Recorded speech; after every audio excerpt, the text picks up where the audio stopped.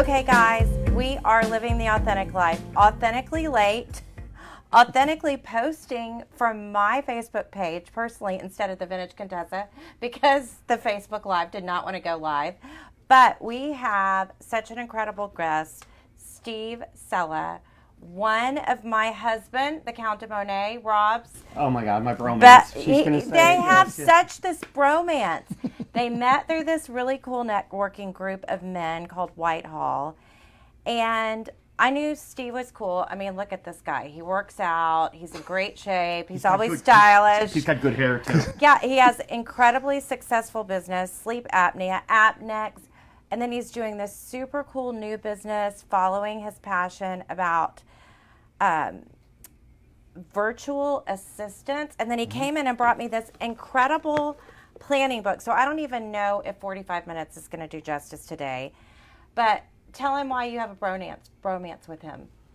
He hustles. He works hard. He's got multiple things going on. I think he might have some ADD like I do. Yeah, maybe. And True entrepreneur. No, he sees visions. I mean, I know he has a lumber company when he was younger. Still think he does. Yep, I think he does business with his family and integrated too. My brother and father, yeah.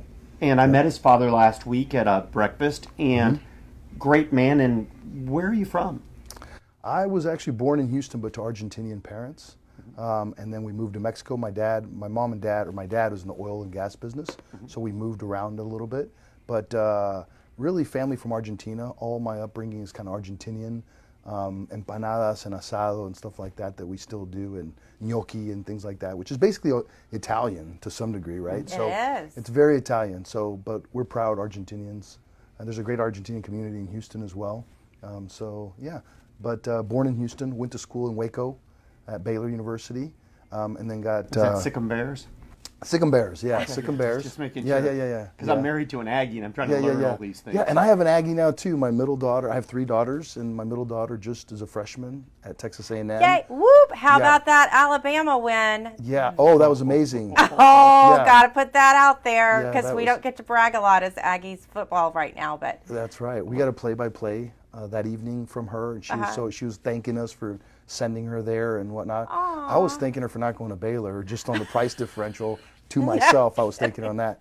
My oldest daughter's at Baylor, but they're both doing great, and we were very proud of them, and they're going to be. But your education is so much more than Baylor. What I found that you told me is you're a huge advocate of Tony Robbins.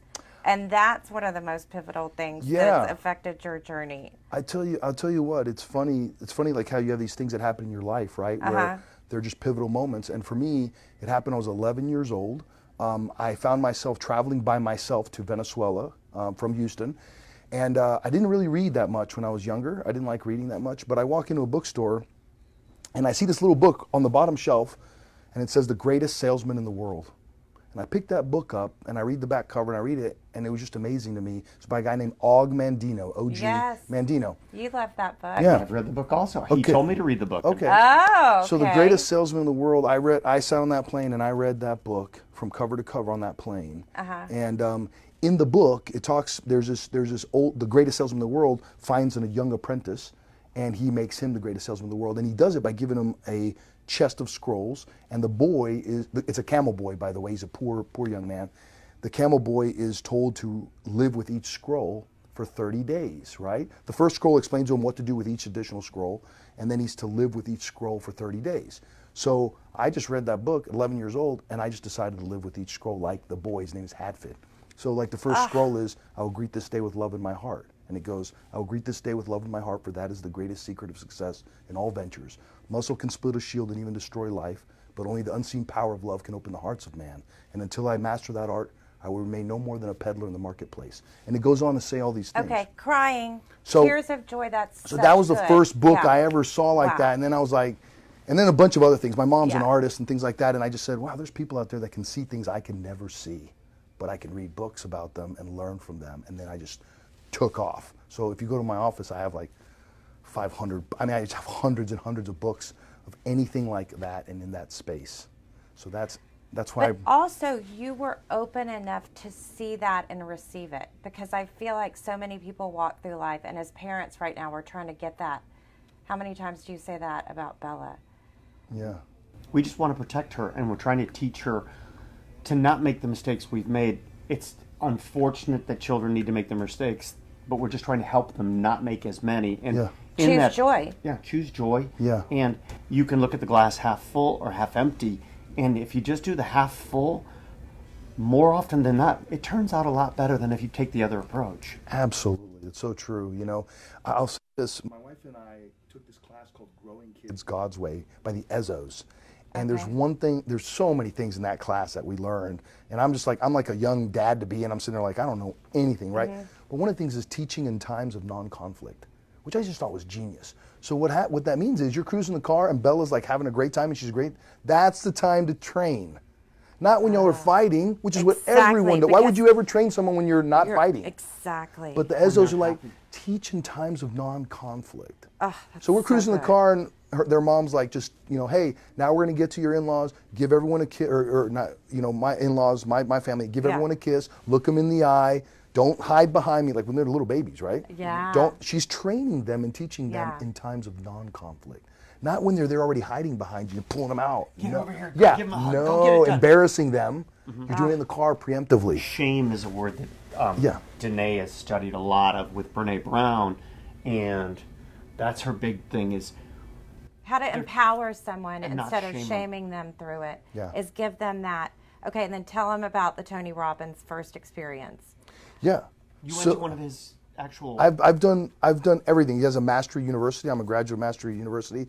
His introductory course, or his introductory seminar is called Upw Unleash the Power Within. I've done that 3 times.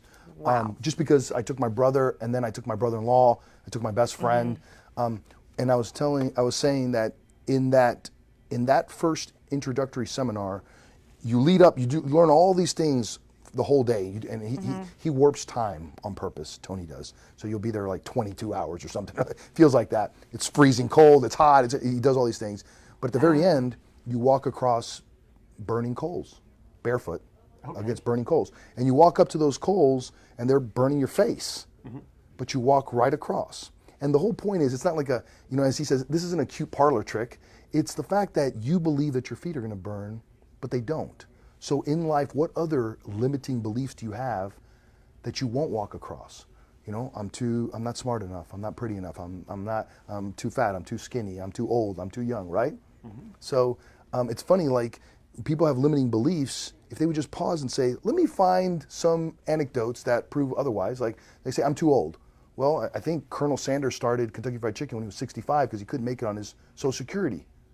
65, he decided to start Kentucky Fried Chicken, right? So there's always stories of people that have done what you're thinking you can't do. You know? We're celebrating the 10th anniversary of the Vintage Contessa, and I became the Vintage Contessa at age over 40. There you go.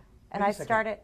Can you believe I'm over 40? I'm just going to do the I know. It's crazy. That's super young anyway. Like you have a whole life ahead of you. So much more to do. And so, how you have multiple businesses. Tell us how those evolved from your passions. Yeah. You found a need. You figured it out. So I always say this, and this goes back to your beliefs, right? So my mom owned her own bakery delicatessen, co-signed by my grandfather, when she was in her teens. In Argentina, in Buenos Aires. Okay. Yeah, in Buenos Aires. So she, and then my grandfathers were all bakers. They all owned their own places and whatnot. So I kind of come from that family. So it was, and my dad owned his own business. So I had that belief where it was easier for me to have that. Now I was on track to be a doctor. Like my whole life I was going to be an orthopedic surgeon, but I kind of switched it up because I got married very, very young at 20. So I went to business, but the ability to like start businesses or get into business was just right there. The other thing that happened was my father-in-law is a tremendous businessman and an entrepreneur and whatnot. So all of a sudden, I had a mentor that just showed me the possibilities inside, even more so than my parents showed me, right? He showed me how business is done in the U.S., how business is done in Houston and whatnot. And it was another thing, like you're just invincible with that kind of backing, you know? And I remember the first company we bought was a lumber company, and I just knew, I remember feeling like, man, I can call my dad, I can call my father-in-law, if any like problem I have. And I remember the first time something happened in our plant, we got this big order, and this machine broke. And I like remember running back to my office going, oh my goodness, what am I going to do now? I'm going to call Jim, my father-in-law. And then I thought to myself, you know, I have means, I have things at my disposal. I'm going to go buy the equipment and we're going to install it tonight. And we worked till like midnight that night, installed the machine with my foreman, Alberto.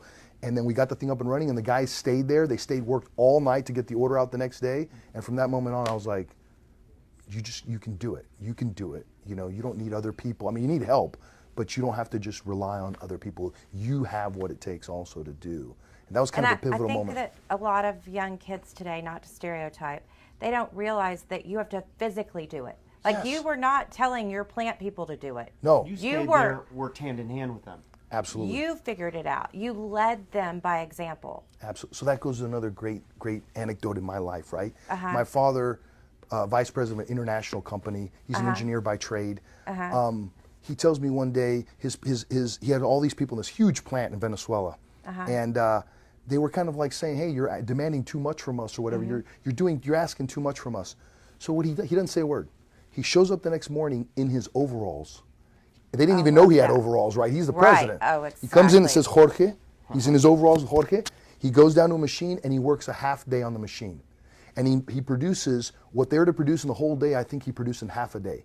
And he turns to them and goes, if an old man like me can do this in half a day, then I don't think I'm asking too much from you to do it in a whole day.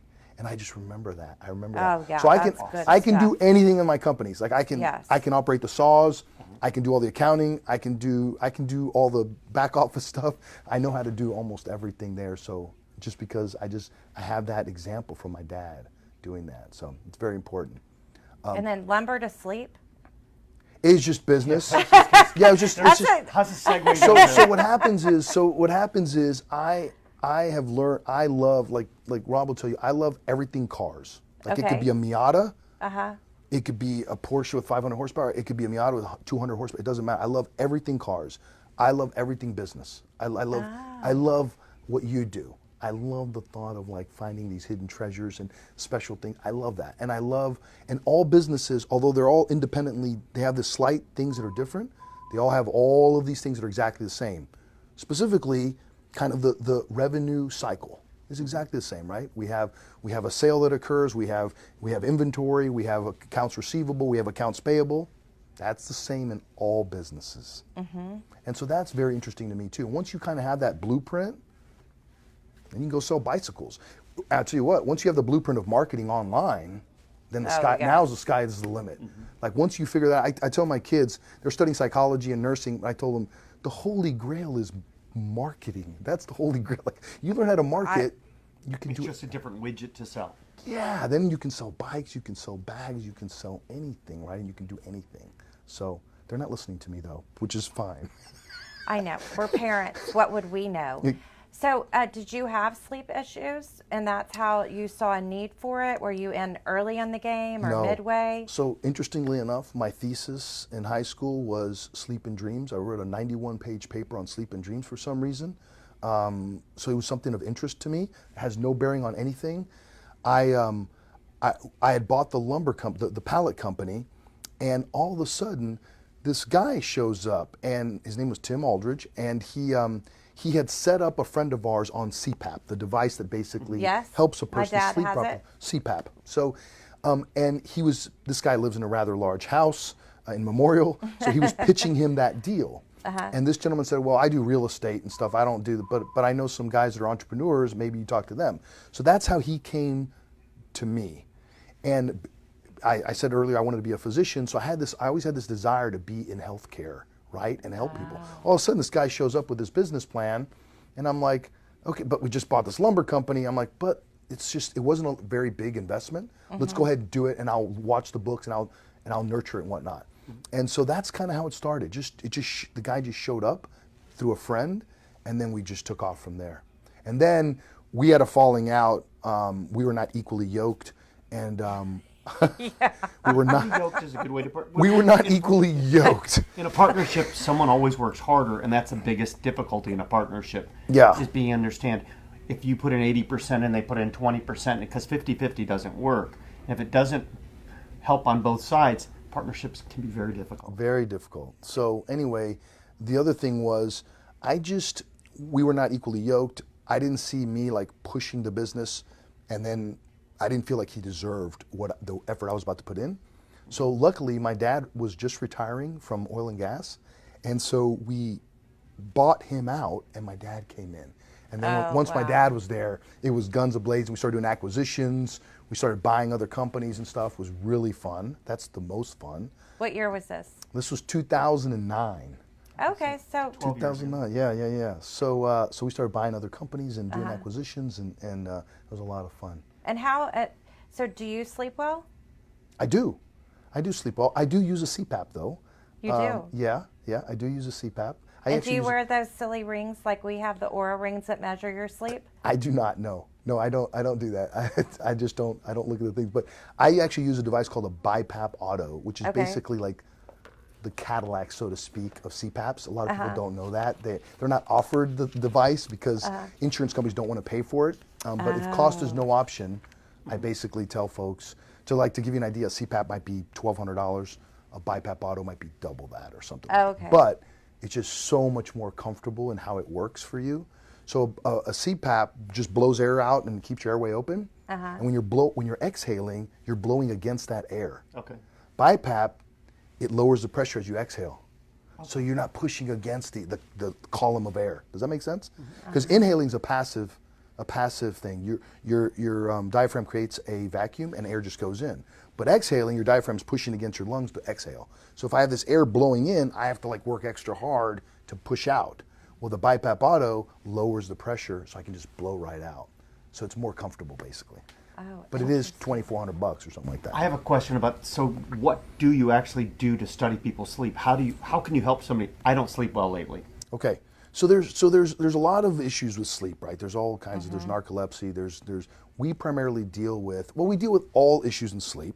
Okay. But we're dealing with sleep breathing disorders, primarily obstructive sleep apnea, which a lot of people have, right? So what happens with these folks is when they sleep, they obstruct. Their airway obstructs and closes, and they basically stop breathing. So as your bed partner, you'll see them just basically snore, and they'll snore, and then they'll just stop. They'll be like,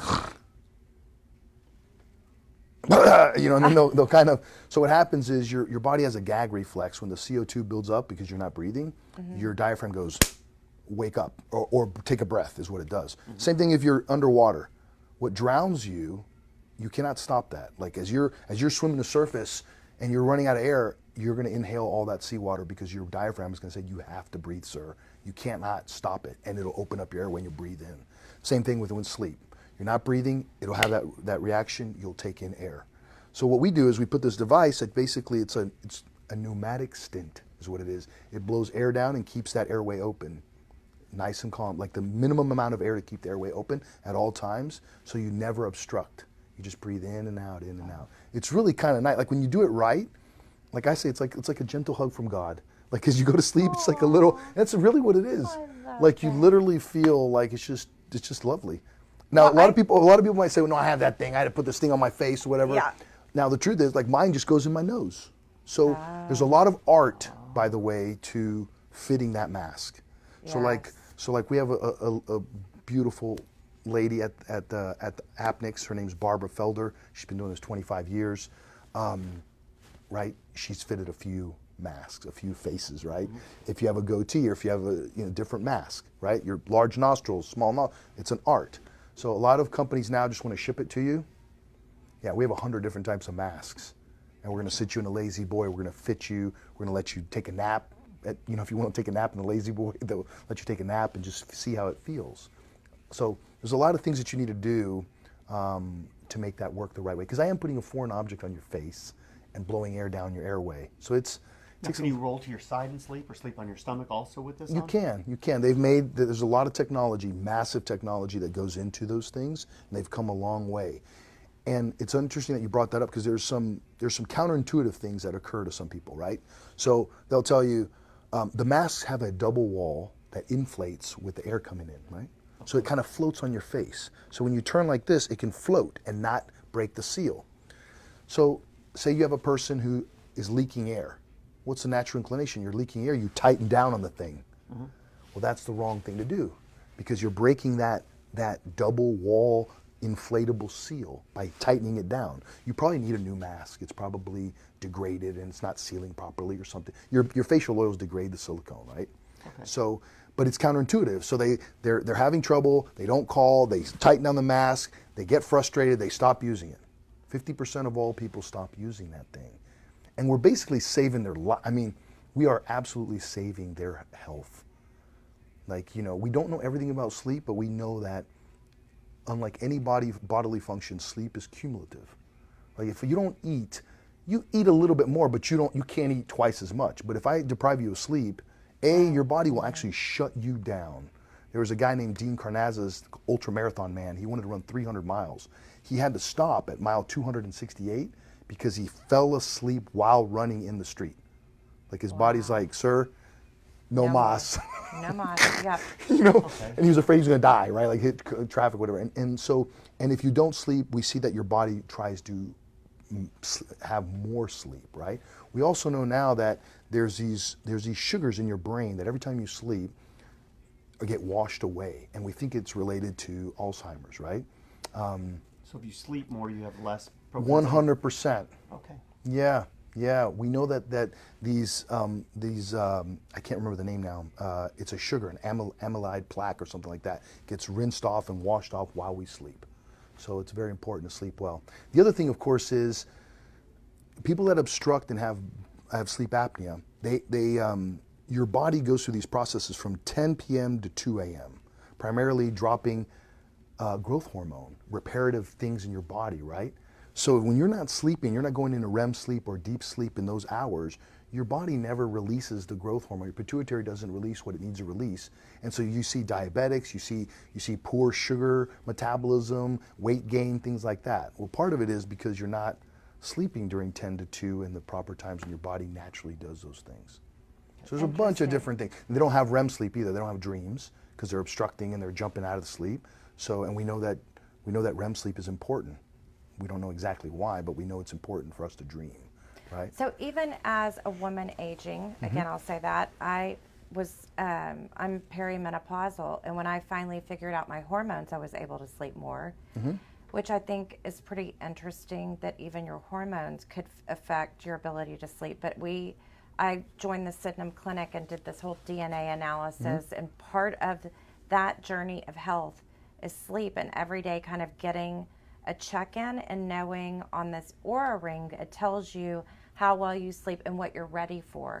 And it almost gave me forgiveness if I knew I was extra tired, that I had to say, I need to slow down, because we don't always listen to our bodies as entrepreneurs. And in fact, that's something here when you gave me this incredible book. It's a planner. I love this when you said, you score yourself daily. One of the things is energy. I manage my mental and physical energy well. Yeah. Because I feel like you only have so much energy you can have in a day. Yeah. You absolutely. You have the Chinese call it qi, right? It's nerve energy, and you only have a certain amount for the day. You don't have forever chi, right? Like you only have a certain amount. So if you wake up at 5 in the morning, go tax your body, lift weights, you have used up a certain measure of that nerve energy, right? That's just that's an absolute certainty. And so, you know, are you going to have that later on is something, you know, a friend of mine taught me this thing about a box, a candy box, and there's different pieces of the box, right? One is your love life, one is your finances, one is, right? And they all has to equal up 100. It all has to fit in that one box. So if you take some from one, it has to, if you're making one bigger, the other one has to get smaller, kind of thing.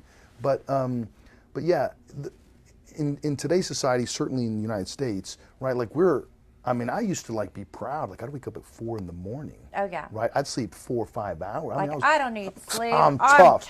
I'm in the strong. sleep business and I'm doing that. I do that. This one? You know what, I don't do that anymore. I don't use an alarm. I wake up when I wake up. Now, granted, I'm blessed. I have a different schedule and whatnot, but I was one of those guys that would wake up at 4, and then I noticed, I'm like, I can't concentrate on stuff. And I was like, well, that's weird.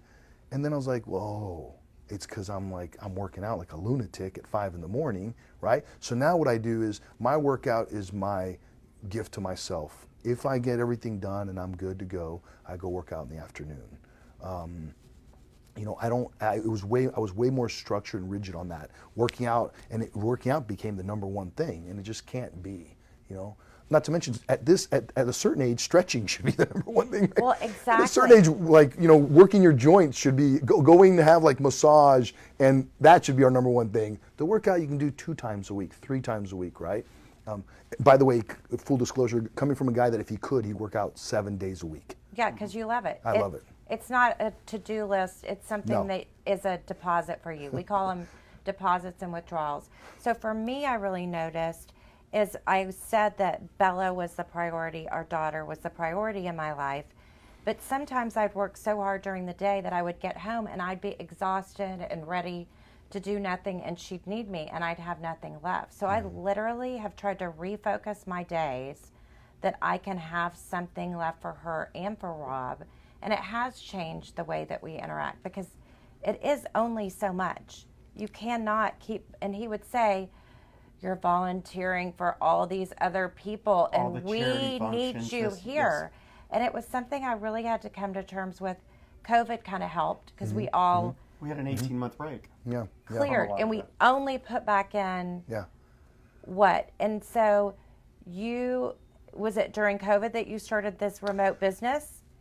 No, I started it before COVID. Which is just brilliant. Yeah, well, it's just pure luck. I can't really. And what's the name of it again? It's called Strategic Office Support. StrategicOfficeSupport.com. This is in the Philippines. It's in the Philippines. Well, it's based in the U.S. It'll say Bel Air, but all the employees and everything in the company's actually in the Philippines, and the employees are in the Philippines and whatnot. Oh, so this goes to that too. Being entrepreneurs, having so much to do all day long, never getting your to-do list done.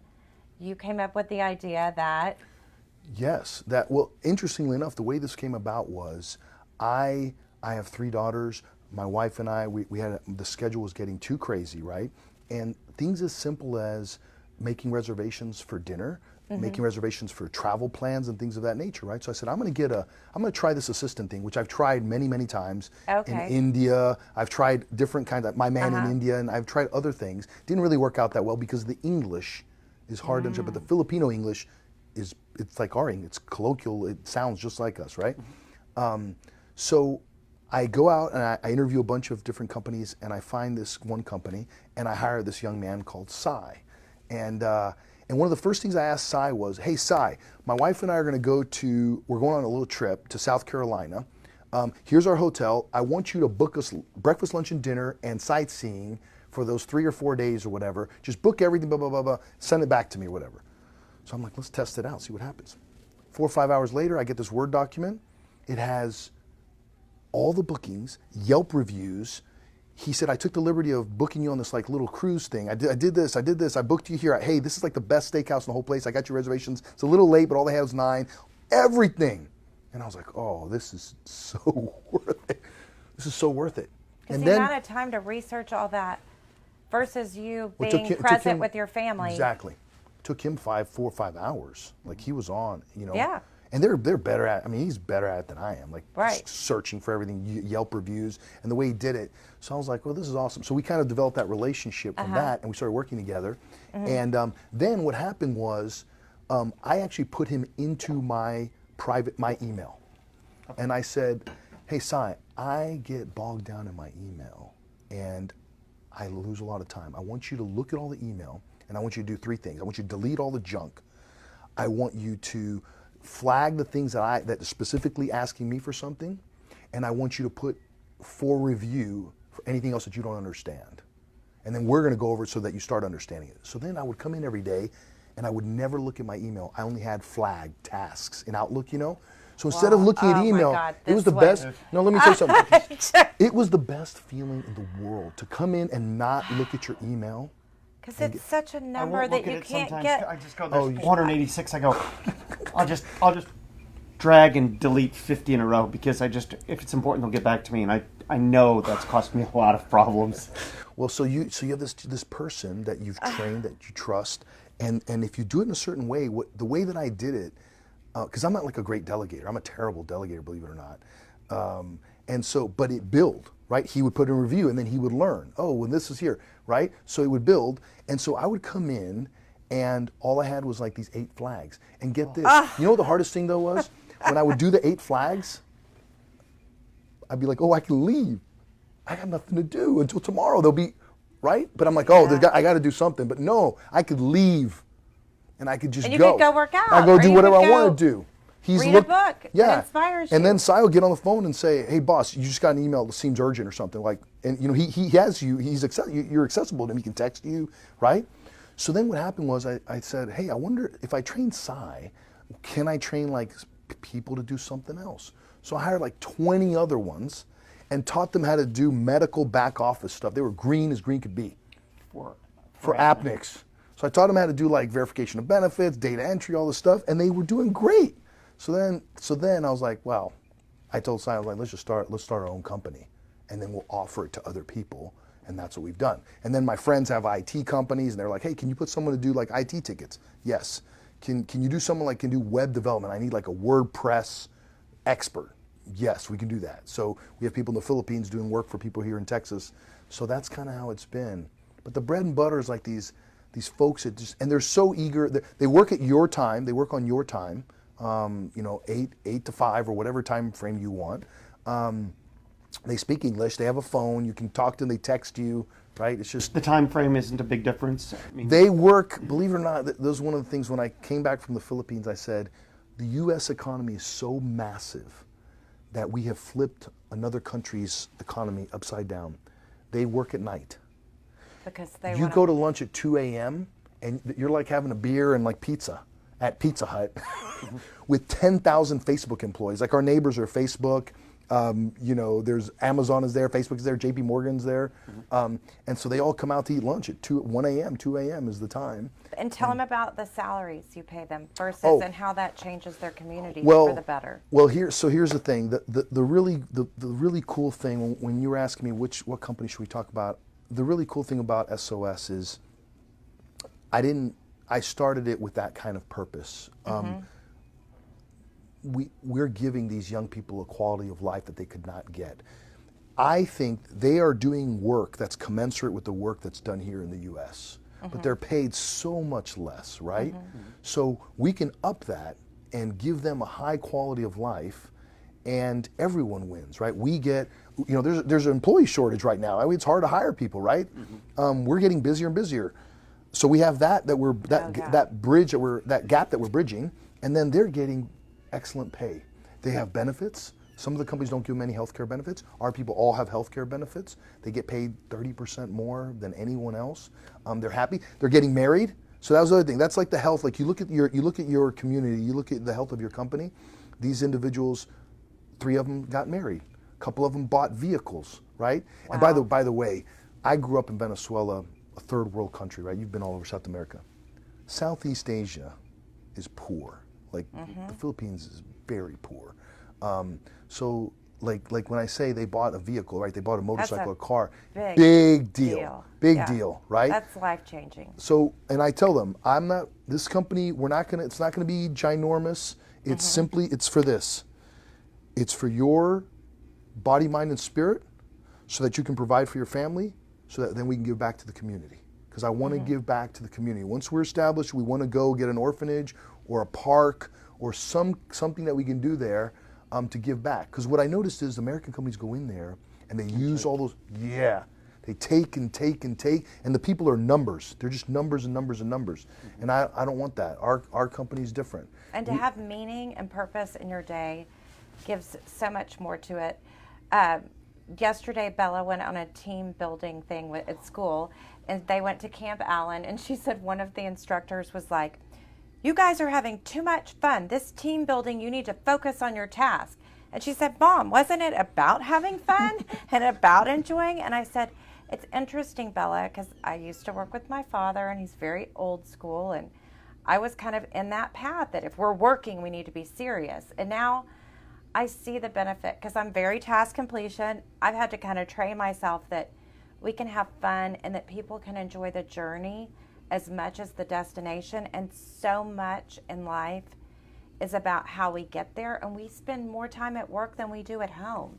So if we're enjoying that journey, if we like the people we work with, if we make it a good environment, there's so much productivity in that. That's a lot of what Tony Robbins says too, isn't it? Absolutely, absolutely. I mean, you know, you said it perfectly, and I tell everyone there that I hire, hey, you spend more time.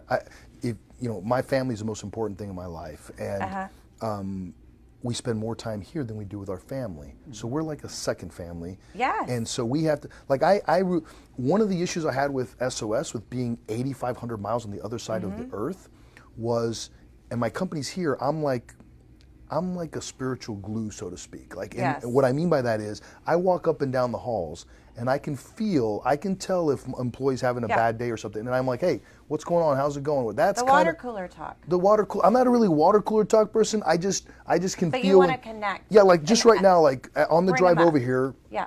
Madeline's husband had appendicitis, and I hadn't heard from her a little bit. I was a little worried about her. And I just texted her and said, hey, Madeline, how are you doing? How's your husband?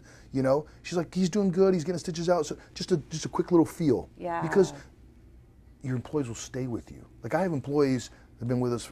Well, I have some that have been with us 22 years. Right. I'm sure from the lumber plant, you've got guys that have been there since day one. Guys since day one, which is unheard of. That's absolutely unheard of. Like, it's such a hard business. I mean, it is tough work. You're outside, it's hot, it's cold. We have guys that have been with us since day one, since 1999 or so. And they were there before, because I bought that company from an old man that was retiring. Oh, I love that. But yeah, the way you know, that glue, that feeling or whatever. So how am I going to do that with a company that's 8,500 miles away? And a different time zone. And a different culture, The culture is a big part of it. If you're not a student of that, you're totally wasting your time. And Rob, that is where I feel like he really excels for our business, is he tries to understand where different people are from, not just the language and speak to them that way, but understand how they negotiate, how they approach things, and understand where they're coming from, even numbers in some cultures. When you quote somebody a price, there's certain cultures that, like, is it the number 8 in Asia? 8 is a lucky number. 4 is a number of death in certain Asian cultures, and that's awesome. In some, they won't negotiate price yet. My customers from India, it doesn't matter what the number is; they have to negotiate, and there's a whole system to the way it works, and it flows to a point where if you give in too early or if you give in too hard, it's just, you've got to learn it, and it's there's no book you can read, and everyone's different, and it's fun if you enjoy the people you work with. I love my relationships. I've got guys I've done business with in Japan since we first went there 15 years ago, and I've watched them get married and their children grow up and send each other texts, and haven't seen them now in 3 years because of COVID. But we still follow each other, and that's what's good about the Instagram and WhatsApp and stuff. Some of the positives of Instagram, a lot of it there's not. But it's the culture is awesome. It makes me smile to see the goodness. Absolutely, and of course, not just culture, but you're dealing with 25-year-olds, 22-year-olds. You're not dealing with 50-year-olds, right? Like, you have to be aware of that. They have to have a purpose. They have to have something that's bigger than them, and you have to remind them of that. That's the only thing that'll keep a young person today in the job. They will bounce around. They have no loyalty. They're not like my dad's generation. Like, dude, they will, like World War II. We're going to stick with you through it all. For 50 years, right? These folks know. They need to know that they're part of something bigger. They need to know that you're congruent. That's the other thing. Like, I give them permission. So we do a lot of team stuff, obviously, right? Okay. Microsoft Teams or Zoom, as you would say. You're right. And so I tell them, there's a little button there that has a video camera. That's to call me. That button's not grayed out. You can call me at any time. And you can call me out on anything I've said. If I say anything that doesn't come true or is not right, you call me. I said, because I have to be accountable too. Just because I'm the president doesn't mean I'm not accountable to things, right? And so that empowers them. That makes them feel like, and I have to stick by that. You know, like I've said a few things that I didn't have all the data, but I had to stick by what I said, because I can't. And then you have to own it. I have to own it. Because if I mess up one time, then they can't. How can they possibly believe anything else I'm going to say? So you got to be very careful. And true connection in a marriage and business relationships and everything, there's a factor of trust. And I feel like that's where I've seen where relationships end, is you lose trust. Absolutely. And so much falls apart. And it's that, it's teaching that integrity too, to align your words and deeds. And I think the only way we do that is through example. 100%. Is by showing them that if I say this, I got to do this, and if I don't, you can call me out on it. And that's what we've tried to do with our parenting too, is you can't just tell them what to do. You have to show it with the friends that you have too, and how you're modeling all that behavior. Lead by example. Absolutely. And so we're almost out of time, and we haven't even talked about everything. But I love this daily habits scorecard. So this this incredible book you gave me is by Brendon Burchard. Brendon Burchard is like he might get upset if he heard me say this, but he might not actually. He's like a new age Tony Robbins guy. He had a death experience where he had a car accident. He basically was going to die, or maybe flatlined and died. And he said, hey, have I lived? Have I loved? Have I left something back? Have I left a legacy, right? And he kind of went down this path, and he's been on Oprah and whatnot. I search for things like this my whole life, right? Like tools or something, because I'm so disorganized, I'm so out of whack. I'm trying to always like be cutting edge or something. And I found this guy's planner, and it's called the High Performance Planner, and he has a great book. And so it's one of the best I've ever seen. And if you do it on a daily, so you can't see this, but there's morning questions and there's evening questions, right? So you rate yourself in the morning, you ask yourself some specific questions. Tony Robbins would call those morning power questions that you do. Yeah, like one thing I can get excited about today is, we kind of do this with Bella, like what was the best thing about your day today? High low, we do high low. High low. Yeah, rose and thorn, whatever that is. And at a moment I really appreciated today, or a task I handled well, because we can't check everything off our to-do list ever, but we could say what I did well, and then you can go to sleep at night. And what does it do when you do that? Sleep all night, baby. Yeah. Yes. And it reinforces. What the other thing is doing is every day you're reinforcing the stuff you did well. Yes. Right? So if I am 100% convinced, if you take that planner and you do that morning and night, it will change your life. It really will change your life. And each planner is 2 months only, so you buy like a pack of 6 or so. And I brought you the pretty orange one because I thought it would go well. I might like your mess. The color looks, I'm sure that color was properly done, but they come in yellow, black, blue, whatever. I get the whole color pack or whatever. And it's Halloween. Yeah. We're being spooky here. But, so I love that planner. I love what it does for you. There's some things on top as well, like the top 3 things you need to do. I'm one of those guys that puts like 50,000 things on a to-do. No, you put 3. And you get those 3 done, like the 3 most important things have to be done. I love that. You know, so it's really a life-changing thing. I use another system also that's Tony Robbins that we can get into at some other point, but it's also masterful also, especially when you have a bunch of different things going on, a bunch of different demands. This one's a little more like normal, like for a normal person. The Tony Robbins thing, he developed because he had 12 companies and 6 homes, and he was like going to lose his mind. So he came up with this thing called the time of your life, and it's a thinking system where you look at what you really, your outcome, but then you ask yourself the question why. And I teach that to people because it's so important. It's changed also. Like you'll be like, I want something, and then but when you ask yourself why, you realize that you don't really want that. You wanted something else. Like, you know, what you really want is happiness, and you really don't need that for happiness. You just think you need Hermes or the Porsche or whatever. I do need Hermes for happiness. And I think 500 horsepower Porsches are a need, not on a daily, but I think it can be a need if you've worked hard enough that you give yourself the enjoyment. Yes, yes, because then it's also saying you did well. And I mean, that's what I feel like with fashion is some people are like, oh, that's shallow. And it's like, for me, it's a creative way of expressing myself to other people. And it says, I made it, I did it, I grew to this, I was able to. Yeah. And it's in balance with the other things that you do. And like here, productivity, I worked on things that mattered most. Right. So there's today. Yeah. So just saying, it's just, I'm so excited. Going to your thing about style and dress, yesterday I had a call at 7 a.m. And the person that I was talking to, they get on and they're like, man, you look so nice, like you're properly dressed, whatever. And I said, I said, yeah, I go, even if I'm working at the home, at the house, I'll still get dressed and everything, because it's just a mindset, right? Like it's just a way, like you said, it permeates through everything, right? Someone said you can't be a jerk to the waiter and not be a jerk. A lot said to that. Right? Amen to that. Like you can't change kind of who you are. You either are who you are or you're not, right? So, and that goes into what you were saying about authenticity and living the authentic lifestyle, for sure. So is there anything else about how do you know it's real? Like how do you kind of go figure it out? Because you meet so many people in your world. Yeah. You know, it's interesting. There's so many depths to that question. Yes. And right? And I want to say, well, you know it's real because you touch it, right? Like, you know it's real, you touch it, but sometimes that can be a little deceiving as well. And then the thought came, you know if it's real if they're vulnerable.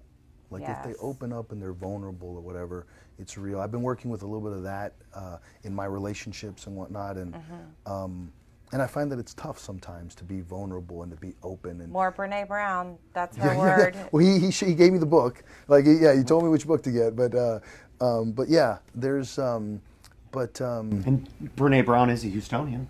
Yeah. She is, and Shout out she's to her. just shame and vulnerability and the way what that does. And I found out that when I was vulnerable, then I went to shame. And then you had to figure out how to not, because you had to say, okay, what's my why? What am I trying to achieve? And let it be enough. Yeah. And let what you do be enough. Yeah. You know, I tell my girls they don't do it anymore actually, so I must have gotten through. But when they would say something bad to each other, they would tell each other, I say the world is tough enough. You guys have to lift each other up at all times. Never bring each other down, because the world's going to try to do that for you anyway. So I think that's another thing too. You know, like we just have to. You have to be around people that love you. Yes. You know, like I do. This sounds cliche or whatever, but I have a tremendous relationship with my mother. Right. She loves me, like, honestly, unconditionally and whatnot, and it's a safe place, and she's uplifting and whatnot, right? And that's special, and I want to be that for my children, my brother, right, my father. These are people that they just lift me up, you know, and you have to be around those people 90% of the time, because those are going to try to beat you. Yeah, they're going to try to beat you down a little bit. And you know? we tell our daughter, invest in people that invest in you, because I think that's. Because the world is tough enough already. Yeah, exactly. Really well, you have lifted us up in such an you. incredible Thank you way. guys for having I was me. brought to tears many times, and we will really use I'm this. excited to use the book too. I know. I think that we. Please try it. And I want to get one for you and for Bella, because I think it's good conversation at dinner time too, to get deeper than how was your day. Yeah. Because I feel like kids don't always respond to that. Forget about even scheduling the day. Just do the morning questions, some of the morning questions, and then. And I can tell you that I have a whole slew of those filled out every single day for years. Like I did it every single day. And I think that's good too, to see your growth. Yeah. So then you can, thank you so much. Thank you guys for having me. Thanks for coming. It was a pleasure, man. All right. Yeah, thank you guys. Y'all have a great week, and we'll see you next week on Living the Authentic Life.